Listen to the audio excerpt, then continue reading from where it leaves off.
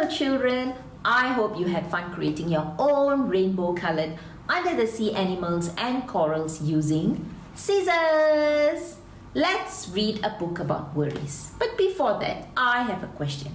Did Henry Matisse's discovery on painting with scissors evolve from his worries? Today, we are reading this book, A Huge Bag of Worries by Virginia Ironside. Want to learn where worry comes from? I can teach you about your brains. Want to learn how worry evolved? You want to learn how to calm your worry down? I will teach you powerful techniques to relieve your worries.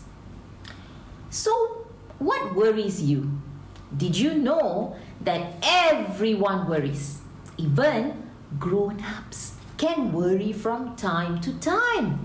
Worry is like when you felt the first time mom and dad dropped you off at school. You were worried if they would come back.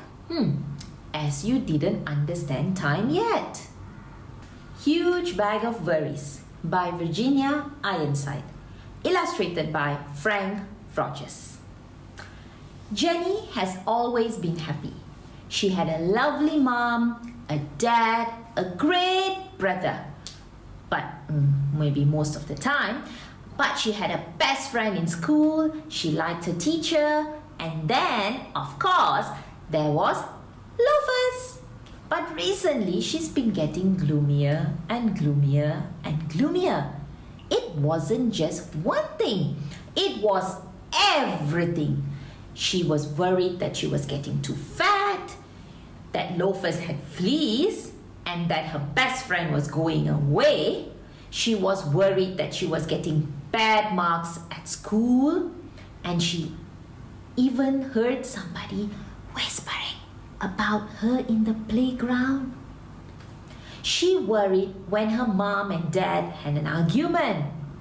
She even worried about wars and bombs, until one day she woke up to find a huge bag of worries. The bag followed her everywhere, to school, to swimming, to the toilet, and it stuck by her even when she was watching TV. She tried to ignore it, but it didn't go away. She tried throwing it away, but it always came back. She tried to lock it out, but when she got back to her bedroom, and there it was waiting for her. It was like a horrible shadow that she couldn't get rid of. What she could do now, children? Let's see what Jenny did with her worries.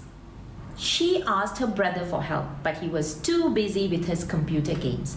And all he said is, I don't know what you are talking about. I don't have any worries. After that, she didn't feel like asking anyone else. She knew she'd only feel stupid. Mom would probably say, you have got no worries, darling, that I can see. You're a lucky girl. You have got your health, your friends, your family. What more do you want? So she decided not to tell her.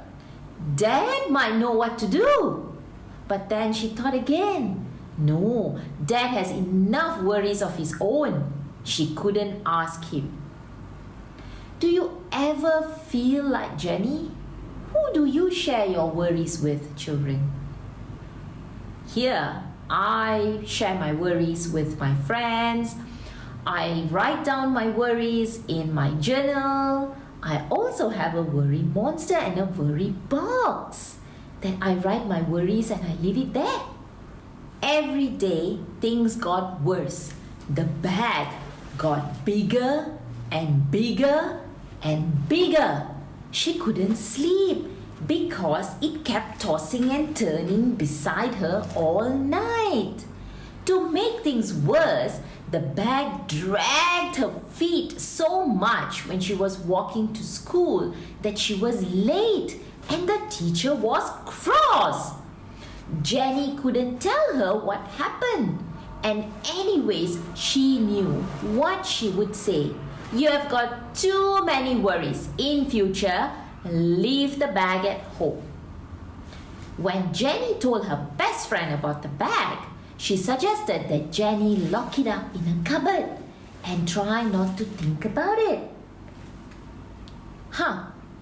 That's what I do, she said, but it just didn't work.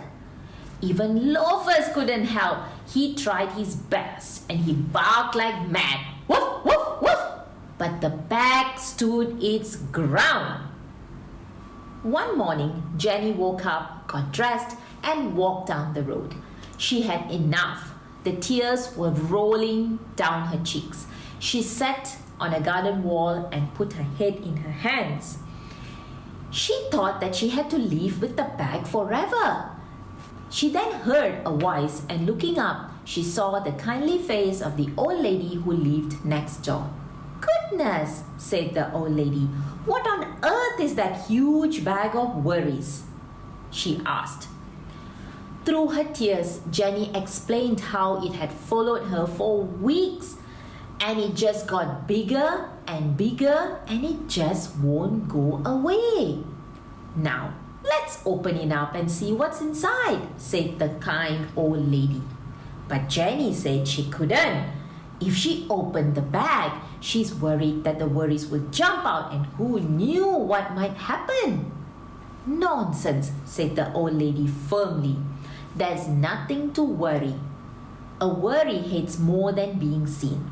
If you have any worries, however small, the secret is to let them out slowly, one by one, and show them to someone else. They'll soon go away." So Jenny opened the bag. The old lady then sorted them out in groups. Jenny was astonished to see how small they looked when they were out in the open. Half the worries disappeared because lots of the worries just hated the sight of daylight. As for the rest, the old lady put some in her shopping basket to deal with them herself. Some were sent packing away because they belonged to other people. Some she just blew a kiss away. And some she said were worries that everyone had, even Jenny's family, her friends, her teachers. And as for the bag, bye-bye bag. Today, we have started to think about how things might upset us, make us worry or make us sad. We should all think about how we can make sure our worries don't make things harder for us. Let's practice some breathing exercises together. Deep breathing is one of the best and easiest practices you can learn to help reduce your worry, achieve calm and relaxation. This technique is called the 4-7-8 breathing technique. Even though this is something you can practice when you're on alert, but it's best to be practiced each day when you're not on alert.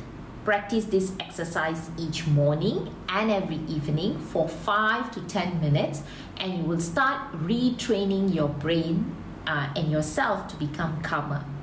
Okay, are you ready? Step 1. Breathe in through your nose for 4 seconds. Imagine a balloon inflating below your rib cage and into your tummy. So, Step 2. Hold the breath in your tummy for 7 seconds. 1, 2, 3, 4, 5, 6, 7. Step 3. Make your mouth small and breathe out through your mouth for 8 seconds to deflate the balloon. 1, 2, 3, 4, 5, 6, 7, 8. Repeat these steps for about 5 minutes and you should feel calmer. If you can't do the full counts the first few tries, don't worry. Breathe in, hold and breathe out for as long as you feel comfortable. you will be able to get the full counts with practice. I hope you have learned a lot of things about worries today. And this is a huge topic and we will revisit it from time to time. Meanwhile, take a good rest and remember to practice your deep breathing every day. And I will see you again in our next story time. Take care. Bye bye.